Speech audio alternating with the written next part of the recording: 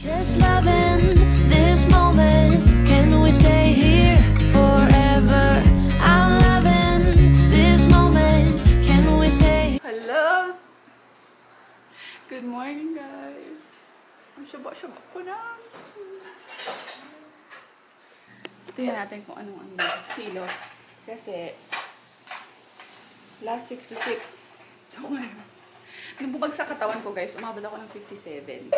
Tapos, itong last ko na check, siguro mga 2 weeks ago, 66 ako. Baka ngayon, 70 na ako.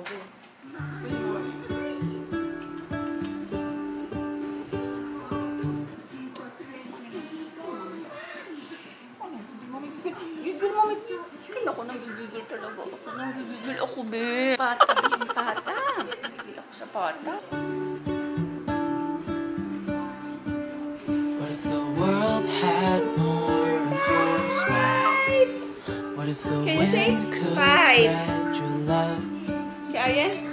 What if your Can you say sweetness 5? could reach everyone? There'd be no walls. 5! Can you say 5? Ay, naku naman, ang cute. Ay, naku, guys, naku, pag nakita niyo si Aryan sa person talaga, naku, ang cute. Pati kami nagigigil. Tsura niya, no? Yung anak na ninyo mulak. Richard Gutierrez. Parang yung twins talaga. Parang talaga siya yung twins, guys. Sorry, tingin ko talaga sa kanya, nung baby. Yung baby sila Richard. Ayan, no? Diba? Parang talaga siyang guts. Richard Guts. Guts twins.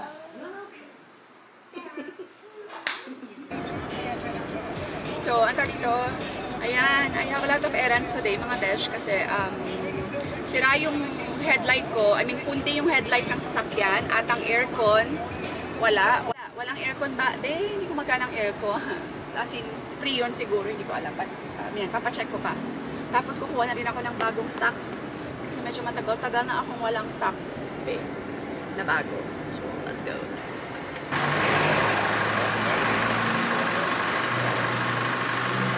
Palda? Yan lang, nakakasip. Bro, sa mga bulong Baskog pa? Parang sigurado. Ayan, mga B.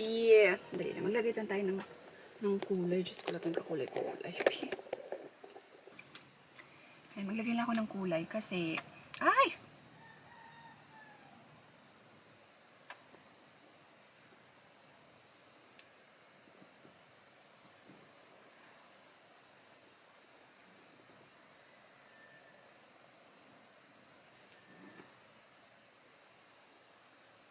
O, diba? Para... Alam niyo ba, guys? Yung gusto ko sa blush on, yung yung liquid. Kasi sobrang dry ng face ko, be. Yung skin ko is very, very dry. Ma-dry siya. So, hindi ako pwede sa mga powder blush on. Alam niyo yung Happy Skin? Oh, Happy Skin, baka naman. Happy Skin na na blush on. Yung, hindi ko ang tawag doon, clay. Clay ba yun, be? Ay, bet na bet ko para siyang may oil na be, kumikintab ang mukha mo. Para siyang may, basta sobrang, ko siya, all-time favorite blush ko, yung Happy Skin. Medyo pricey lang siya, you know, kaya hindi pa ako makabili. So, eto muna yung akin. Maganda rin tong Everbilena kasi, siya, high school yarn. Lip tint lang, girl. Ganyan talaga ako, guys. Okay na ako sa lip tint. Tsaka lang, ma-blush on lang. Basta magkakulay lang ang face ko ba. Diba? Tak, ganun. Okay na siya. Ayan, wait lang So, ayun guys. Natapos na, naayos na yung headlight ko. Napalitan na yung headlight ko. Yung AC, kulang siya ng freon. Tapos, kailangan siyang palitan yung kanyang, hindi ko alam tawag dun ba, hindi naman siya compressor. So, pakita ko sarili kong perfume.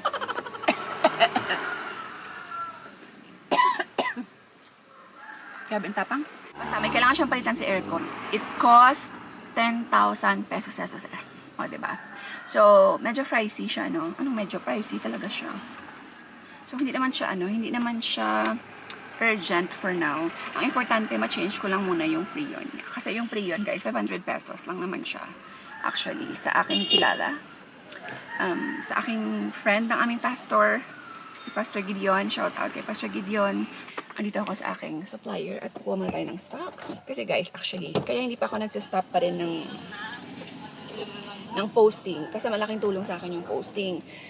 Yung sweldo kasi ni Alps, syempre, every month lang, di ba, pambayad sa mga bills. Malalaking bills yun yung kay Alps. Sa mga kautangan, ganyan. Paunti-unti yung kautangan. Kasi malaking tulong yung posting, guys. Ano siya? Sa pang-araw-araw ng mga needs, let's say, maubusan ako ng diaper, ng milk ni Aryan, at least, diba, may income ako. Kasi yung posting, maya't maya may nagmamine, tapos ginagawan ko kaagad dyan siya ng invoice. So, nagbabayad naman sila. Hindi naman lahat nagbabayad agad. May mga matatagas ang olob eh. Oh my goodness, mga biha. Ayan, so far, so happy. Malamig na siya. Hindi siya ganun kalamig na tulad ng dati, pero at least okay na, makakastay na ako sa, alam niyo, sa loob ng sasakyan, kaya ko nang magstay kasi napalagyan na siya ng Freon. Pero may problem daw siya sa kanyang ano tawag yung pin na naman, nakalimutan ko, hindi siya compressor, exhaust, no, nakalimutan ko, basta yung para sa ano, may butas na yung sa aircon niya, kaya madali na siyang nauubos yung Freon ko. So, kailangan ko siyang i-change na. So, ayan, chinek kasi nila. Pero at least importante na, medyo may lamig na siya ng onte. At kasi nung Sunday, kasi kawawa yung mga bata, sobrang init talaga sa loob ng sakyan, lalo na ngayong panahon na to, diba? So, kaya yan, sobrang importante ng Freon, So, nauwi na tayo, at miss ko na aking mga junakis. Let's go. I'm home, mga besh. Where's Mommy Love? Where's Mommy Love? Love. May bata na ako, guys. May bata na ako. May anak na akong bata. May anak na akong binata. Nose! Can you say? Nose! Papa. Where's your ears? Ears. Where's your eyes? Say. Eyes. Where's your mouth? Say mouth. Say bye-bye. Can you say bye-bye? Bye-bye. Say I love you. I love you. I love you. Where's Mommy Love? Love. Marunong ba? Sige na, you're free na. Hindi naman nakain ba? Hatid natin si Papa. Bye! Ayan, bye-bye, Lolo. Ayan, come. Bye-bye. Come. Sure, guys. Come, dali. Bye-bye. Bye-bye, Lolo. Bye-bye. Lakad na to kayo, maabdan ka ulan. Wala ka jacket pa?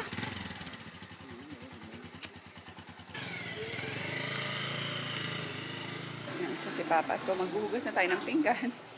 Ko, guys. Alam niyo ba, may something sa tenga ko, yung parang maano. Ang gulo-gulo ng bahay sa'yo, ha? Close the door. You want dodo? Tuwan ko siya ng dodo para kasi pinatulog ko muna, guys. Kahit wala siyang duty. Kailangan niya pa rin ng pahinga, diba? Bumili si Papa ng kamuting kahoy. Ayan, masarap, idalaga ko yan siya mamaya. Namiss ko na ang kamuting kahoy, ba? Ayan, at dahil bored ang budong-dong, nihaya kaming lahat sa labas, be.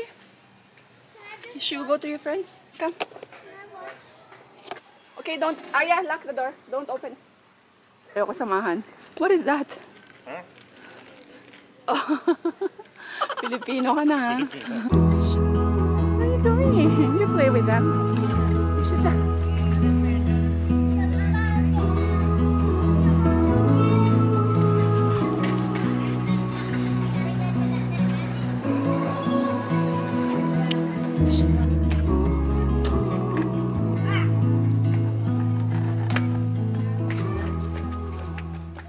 One eternity later. Kailangan ko ng iced coffee. Kasi diba nanggaling kami sa labas. So, Awang-awa ako kay Aryan, guys. Grabe, sobrang. Sa mga bago sa aking channel, by the way, my son has been diagnosed with nonverbal mild autism, si Aryan. So, when he was 2 years old, na-diagnose si Aryan, 2 years old siya. So, nonverbal pa siya.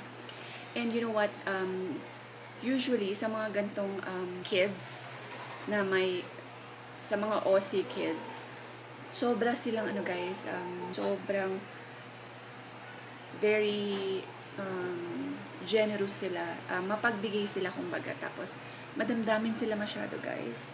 Tapos parang grabe si Aryan, awang-awa ako, guys. Kasi alam niyo ba, meron siya palagi kasing kalaro sa labas na dalawang Indiano na kids. Excited siya palaging maglaro sa labas because of them, kasi twins yun sila. I think they're 5 years old or 6 na. So, every time na, ang problema lang kasi talaga, guys, hindi ko naman masisisi yung mga kids, kasi kids naman yan. I don't have anything against the kids, kasi kids yan sila. Bata is bata. Hindi sila nag-share. Ayaw na lang mag-share ng mga toys nila kay Aryan. So, nanonotice ko yun, every time that we go out na mag-play sa kanila, ayaw talaga nila mag-share, guys. So, si Aryan, umiiyak na lang. But you know what? Good about Aryan, hindi niya pinipilit, hindi niya inaagaw, hindi siya nakikipag-away. Pag inagaw sa kanya yung toys na alam niya hindi sa kanya, you know what Aryan will do? He will just turn his back and cry. Tapos, gano'n na lang siya sa akin. Tapos, itinan niya yung toys. So, diba, nakakadurog ng puso. So, from then, kada lalabas kami, may dala na yung toys si Aryan. Nagdadala siya ng toys niya. Pag nagdala siya ng 2 toys, syempre makikita ng twins. Pag nakita ng twins, guys, mako-curious talagang nilalapitan ka agad si Aryan at kinukuha ka agad sa kanya yung toys. Which, binibigay naman ka agad ni Aryan kasi yun nga yung purpose niya. Kasi gusto niyang laruan yung mga laruan ng 2 twins. So, pag nakita niya busy na yung 2 sa laruan niya, pupunta niya na yung toys nila at lalaruan niya na. But, pag na-realize niya ng 2 twins na pinaglalaroan niya yung toys, ayan na rin. Diyan na ang problem.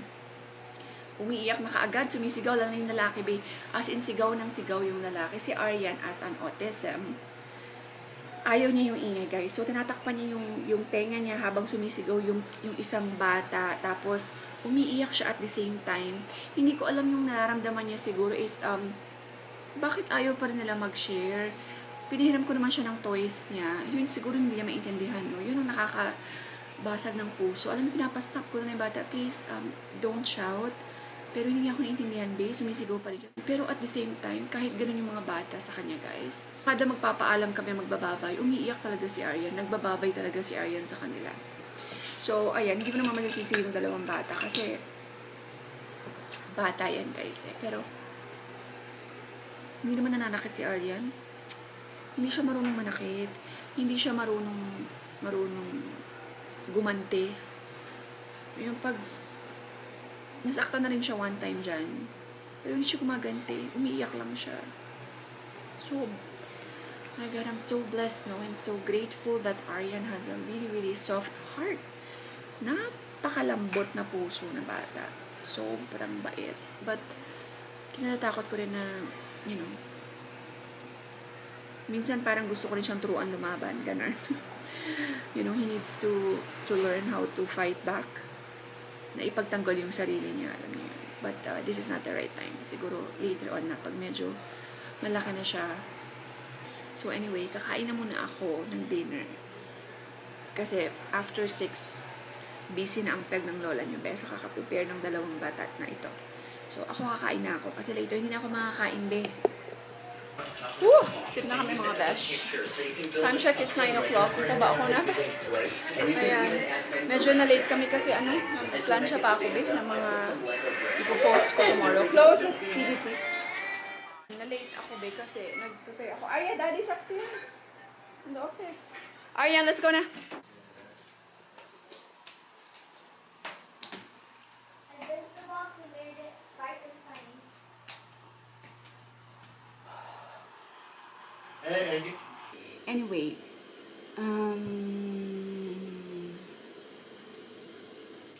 Anyway, ayan. So, ano ba guys, comment nga kayo kung what do you think is the best thing to do for Aryan. Siguro, ang sabi namin ni Ab, siguro hindi na lang muna namin siya ilalabas. Siguro, for now, iiwas ko muna siya guys kasi hindi talaga ako komportable. Iiwas ko muna siya doon sa kids na, ayun. Kasi talagang, ano siya medyo aggressive kasi yung kids guys. Although hindi naman nananakit, but, alam niyo yun, yung sigaw, iyak palagi pag may mahawakan niya lang yung toys. Mahawakan lang ni Aryan yung toys niya. Talagang grabe yung sigaw niya. And si Aryan natataranta.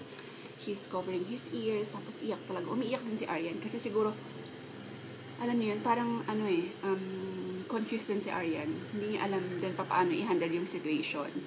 Kaya, ayun, naawa ko sa bata. Sabi ko kay Alp, siguro wag muna natin ipahalubilo siguro doon sa kids na yun. I don't know. What do you think?